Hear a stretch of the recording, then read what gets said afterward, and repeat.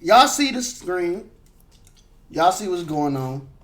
We're doing like a mukbang style reaction video. I'm eating my lunch right now. Delicious. Anyway, what's good, y'all? It's your boy Elz back in here. And we are reacting to Rim Games. I know y'all missed this. I missed it. My man's dropped 3 videos.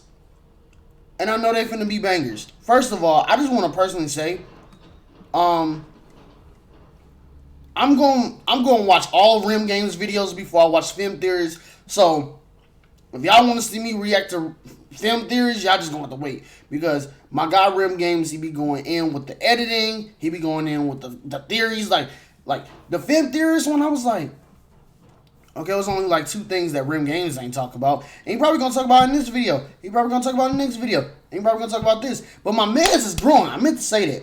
I swear he was at 15K. Now he at 22. So my man's is growing. Shout outs to him. Congratulations on the subs and everything. Also, I saw that he did a Five Nights at Freddy's security breach video. We are reacting to that too, because I gotta see what he gotta say about that game too. So, we're about to get into this video. It's an even deeper dive into the symbols. So this is like a continuation on to episode 1.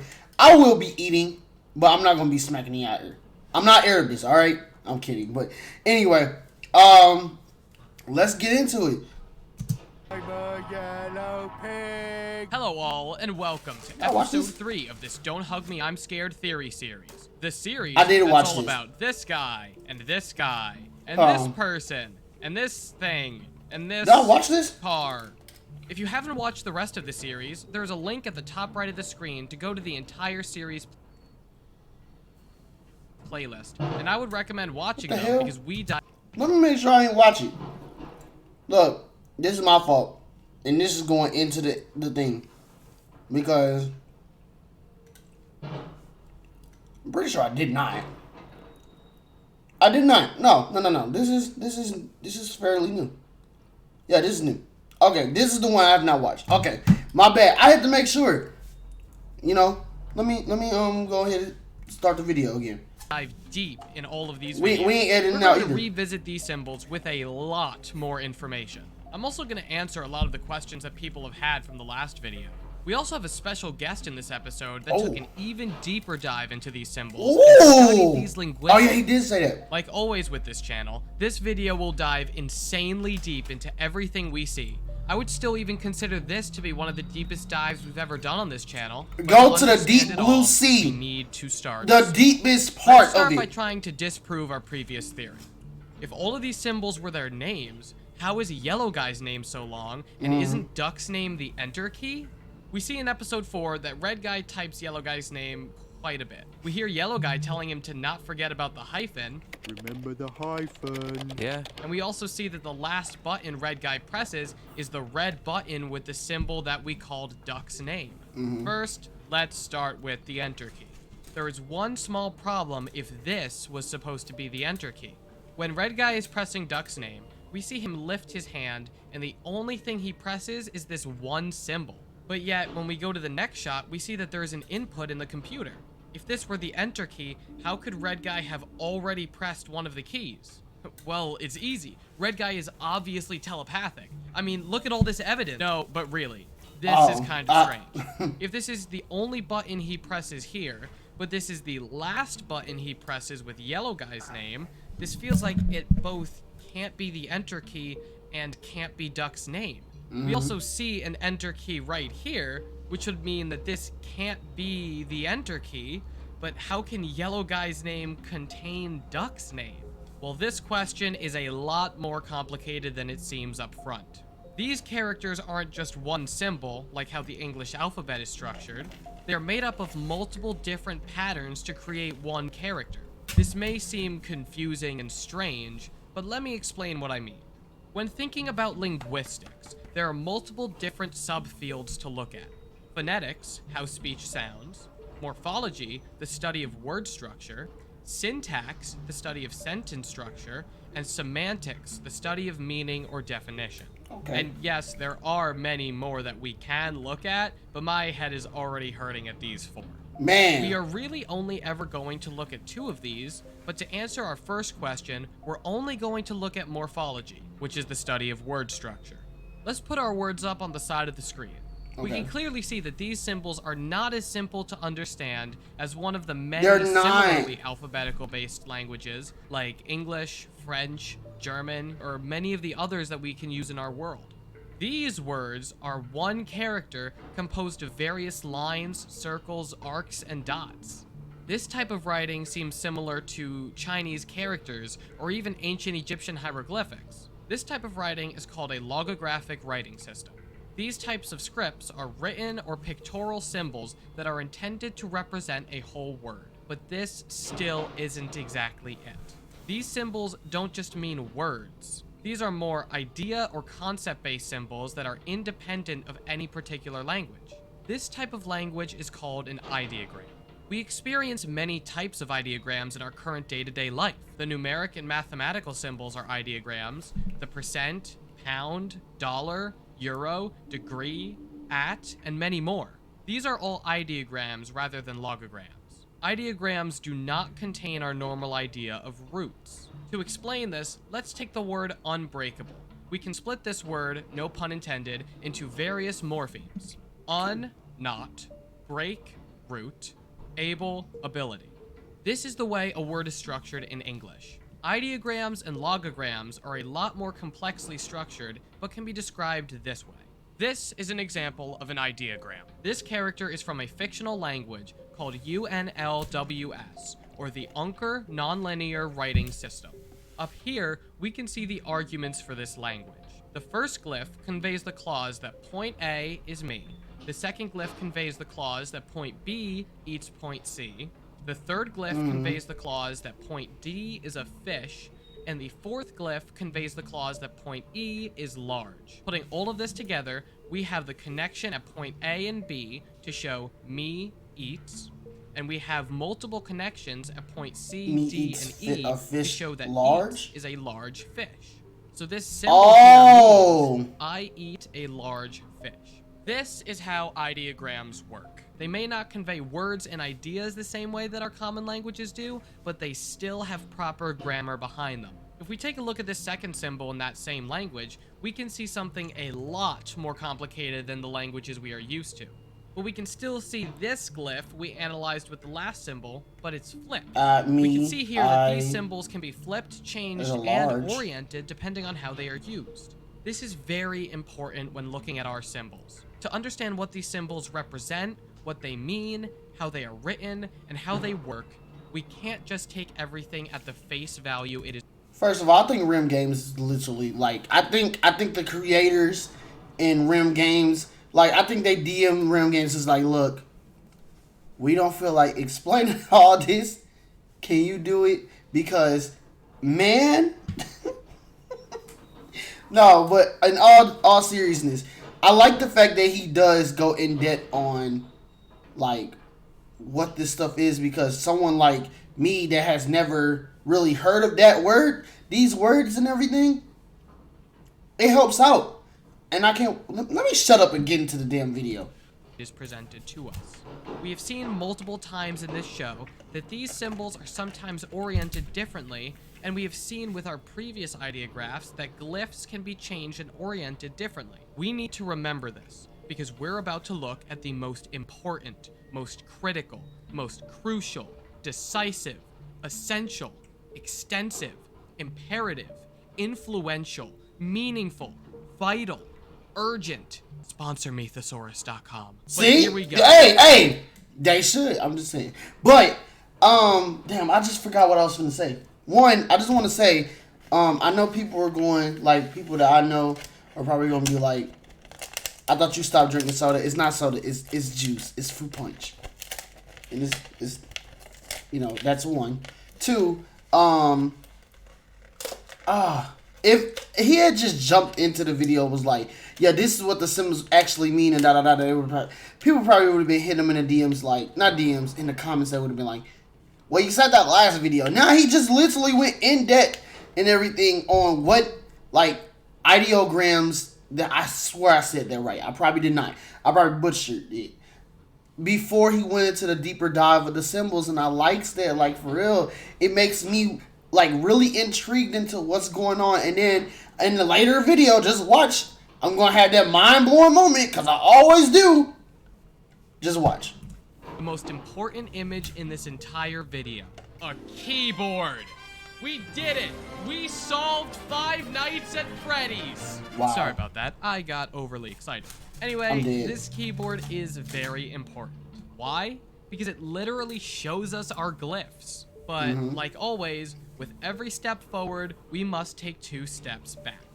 With the last ideogram example, we had more easily defined and more varieties of glyphs that we can use, but this ideographic language uses possibly 8 or 11 total glyphs. This makes our life immensely more difficult when trying to decipher them. I am way out of my depth here. Luckily, the amazing Kai has come to save the day, so let me have him explain. With the ideography, I think you were going somewhere with the fact that, yes, some of the symbols do represent the characters, because on the edges of the book, it does show some of their defining characteristics. With the red guy, the red character, there's obviously the eyes that appear frequently. Duck would have the beak as the defining characteristic used in the ideography. Oh! And there's multiple situations in it where you have to rotate it to see something else. For instance, if you look at the bottom with the red guy's ideograph, when flipping it, you can kind of see that there are some legs and possibly something indicating motion of limbs. Yeah. But then if you look at what seems to be, it looks like an italicized M, but it might be strings carrying the character upwards, kind of relating to being under control by something. Oh. And then you look at the face. If you look at it like a bit, you can see that there's a bit of a frowning face, which is on the keyboard as well. So a lot of the stuff that it explains episode 5. Look, this is okay. Damn you, Kai! Damn you, Kai and Rim Games. All right, so this is my theory, real quick. All right, look, it's just a theory. Remember how Red Guy was like in episode 5 where he was like, oh, I don't want to be here. I want to get out of here. Like, da-da-da-da-da. Like, you know, he felt like he was always stuck in the house, and the other two were just like, well, we can't leave. We can't go nowhere. And the Red Guy was like, no, I want to go. I want to leave. I want to leave. Remember how he said that it, like, depicts, like, the motion, and if you turn it, like, it looks like strings and everything? Oh, my God.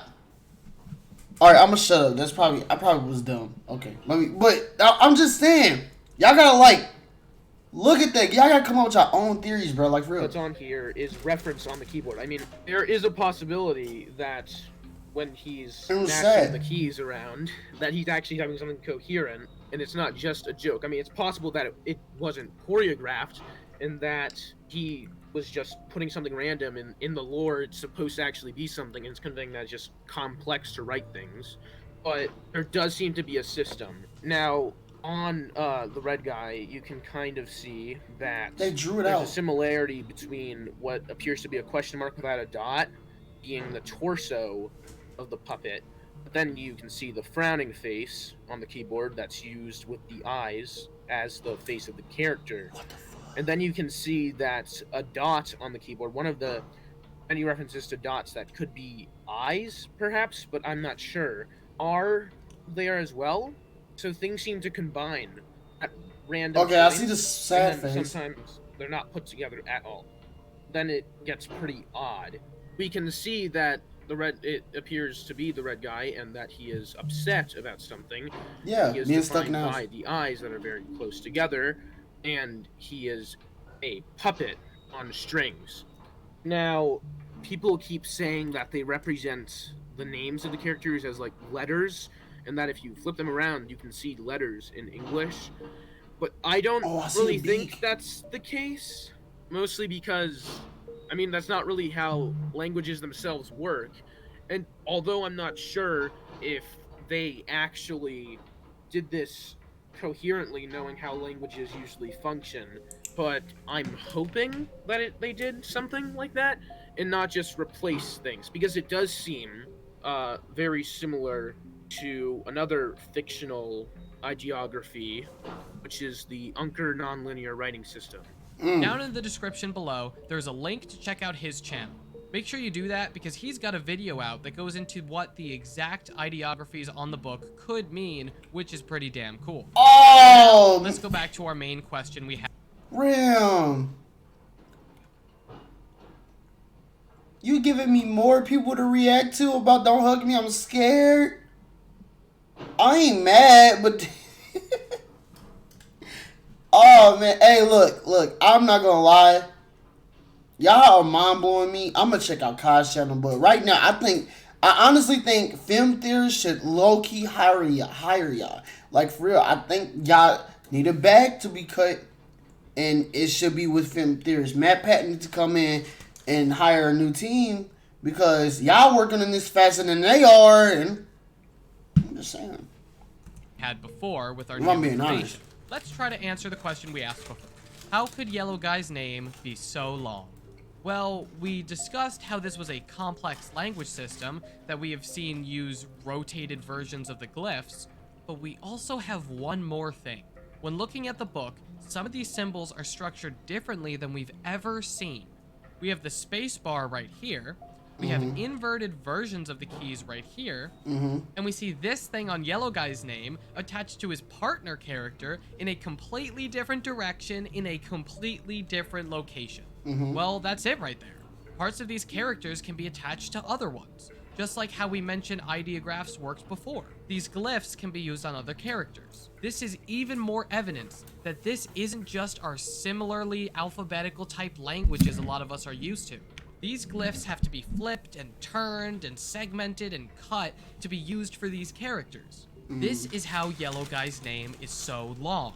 It would most likely require multiple key presses, maybe even at the same time, to change these glyphs into the directions that they need to be in to represent these characters. Oh. We see Red Guy having to click the arrow keys multiple times, which is most likely the way to orient these glyphs into the characters that they need to be in. While I don't think the rest of this scene is choreographed based on him mostly hitting blank keys, this part was specifically framed to be focused on. But we once again have to ask, where is the hyphen? Remember the hyphen. Yeah. Well, we already know that these glyphs make up the symbols that we know and love, but it's very hard to come up with exact places for these glyphs, as we don't know the exact grammar behind this ideography. But, I mean, look at it. Pick a spot that couldn't be a hyphen.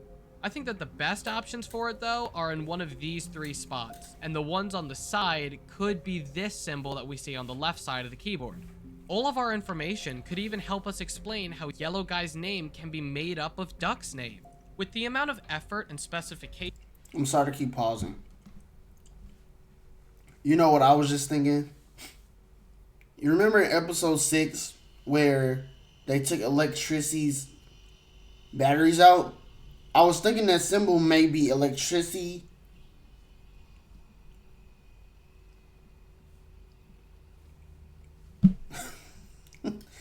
Like, oh, okay, hold on. When it comes They need to go into making these characters, which we can see both by just looking at them and by looking at Red Guy's struggle. We can easily assume that you can remove or specify parts of the glyph to be in the character as opposed to the entire glyph. I mean, just look at how much smaller this symbol is than... Alright, look at the book. Alright. This is what I'm meaning, right? So, right here, okay. I was just thinking it was electricity. And you know how they were just talking about how, like, the red guy needed batteries and stuff. So, real quick. Alright, we all know this is Red Guy being controlled by Leslie. This is Duck right here. And right here, alright, listen closely. This whole triangle person right here, I'm pretty sure that's the Yellow Guy right there. Alright? And that's electricity transferring her transferring her batteries into him. Okay, look, I'm digging a little deeper than they are, but hey, you know, it's a theory. In the space bar. This is how Duck's name could be in Yellow Guy's name. It's not the entirety of Duck's name that's in it, only a piece. But now for the big boy questions, let's head over to the big boy room. Can we get more evidence that these are the actual names? Yes. Let's confirm Duck's name first. For one, we know this can't be the enter key because we see one right here on the left side. And after Red Guy presses that key for Duck's name, we can see one key press recorded in the computer's password bar. So I think this is definitive that this is in fact Duck's name. For Red Guy, I mentioned previously that we can see him here partnered with Duck's symbol when they are both gone in the family episode. But we can also see this symbol right here on the outside of the dollhouse, which is the most important spot in my opinion. Why could this be the most important? Because it is the spot that is the most out of the way and the only time we ever see 3 of these symbols in the same place at the same time. Any other time we see these symbols, says no, or less. But here, there are exactly 3 in the biggest scene of the entire show, where the only people who can see it are people in the attic. Finally, Yellow Guy. I pointed out this character on the printer paper as Yellow Guy's secondary symbol back in the first episode. We can clearly see that this symbol is associated with Yellow Guy, but it's not his main symbol because we can see this one outside of the dollhouse here, with Duck's name being one of the 3. Now, of course, we may never know if this symbol or this symbol is Yellow Guy's name just by looking at when they show up, but Kai has a pretty good idea that he came up with Kai, show us. Analyzing the ideology that we'll get back to in a later episode, but I'll give you a teaser now by showing you this part of Duck's name. Based on pattern analysis, it would seem that adjectives pierce through knowns, such as objects or items. This triangle, not only visually, but linguistically, can very easily correlate to a beak, and this entire line here could mean beak-bearing. But again, this will be discussed further down the line. One problem, however. If this were true, how do we know David and Rat Eyes as their names? Rat Eyes. Your maiden name, of course. Well, simple. We've already said it. These symbols are not our normal language-based words. These are ideographs, a form of linguistics that can be understood in any language, such as emojis or pictures, or like we said before, numbers. This is how we can have an English name of David or Rat Eyes, and it look like someone closing their eyes and trying to draw the Fallout New Vegas alien blaster. In English, it is a word such as David or Rat Eyes, but in this language, it is a quiver on a snake. But oh no, we aren't done yet. We have understood exactly what these symbols are and what they can represent, but we still haven't discussed anything about the elephant in the room, or, well, the book in the room. Rat Eyes. All of these are the symbols we discussed. Why are their names on the cover of the book as if it was their personal diary? Well, it's not just their names that are on the cover of this book. We have already discussed that all of these symbols are ideographs, and we know that characters can come together to represent an idea or sentence or even a story. We have our glyphs here that represent our specific clauses, and we have this character down here that is composed of our specific clauses to represent a sentence. Then we have this much larger structure here. This complex character means I understood from my parents, as they did from their parents, etc., that they became happier as they more fully grokked and were grokked by their cat. You got all of that from that? You know what? Hey, Rim Games, I'm pretty sure you probably graduated from college with a master's degree. Look, you know what I got from that? I'm going to be honest with you, right? This is what I got from this image. Alright? I understood from my parents as they did from their parents, etc., that they became happier as they more fully groked and were groked by their cat. You know what I got this from? Alright? I got a parent is watching their kid at a playground. That's it. Look. Alright, you know what? You teach me something every time I watch your videos, and yeah, I can't wait to see what you do on other stuff for real. Like, I saw some videos on your channel of you doing other theories and stuff, and I was just like, damn, he really does go deep into, like, a lot of games. I haven't watched them. I can't wait to watch that Friday Nights at Freddy ones. But these Don't Hug Me, I'm Scared theories, they really get me. I'm shaking everything. But, yeah. As weird as that sentence is, this is how they are structured. We have glyphs that we identify that come together to fully form these much larger words and sentences. Ideographs, like we mentioned, convey ideas and overall messages. We have our main glyphs that we've seen here, we have our napkin symbols that we've dissected and analyzed here, and we have our book cover. This cover takes these symbols that we've seen before and rearranges their overall structure to provide us not with a word. I'm childish. I'm very childish. I'm very childish. I'm sorry. Just that we've seen here. Wait a second. We have our nap. Don't they say ho? Ho.